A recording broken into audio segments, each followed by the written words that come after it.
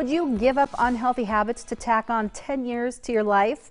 Well, new this morning, a survey shows that 3 in 5 people would not change their lifestyle choices for the extra decade. And Becky Farr joins us live now with more on that. Good morning, Becky.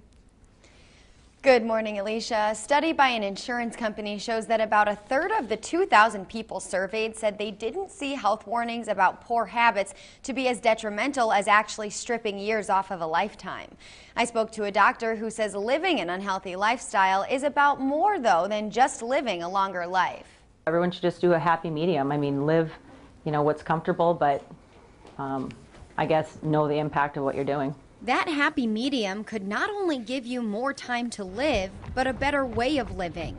Dr. Albertson says bad habits like smoking, drinking, and eating poorly can lead to frequent hospital visits, changes in medicine, chronic cough or heart and weight issues, ultimately leading to a depleting quality of life.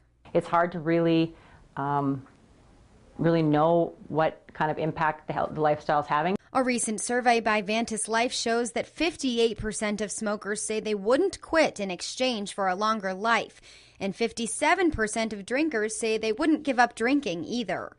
Similarly, 56% of the 2,000 Americans surveyed said that they'd rather continue to eat fatty foods. In the moment, it doesn't seem like it's going to amount to much, but down the line, all those things come into play, and it really impacts how somebody can live the life they want. If living a healthier lifestyle would add 10 years to your life, what would you change?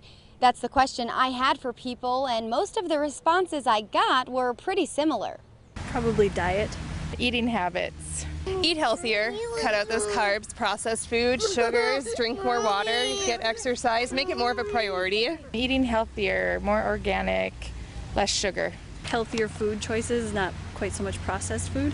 Less drinking, more family fun is what I'd say. With diet being the #1 issue for these people, Albertson says she tells her patients to keep caloric intake down, factor in more fruits and vegetables, and get at least 30 minutes of exercise 5 days a week. I think that most people just need something reasonable, a way of life that you can stick to.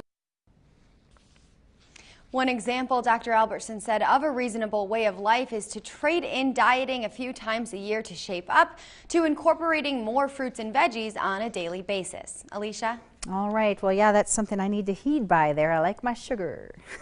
Thank you very much, Becky. And that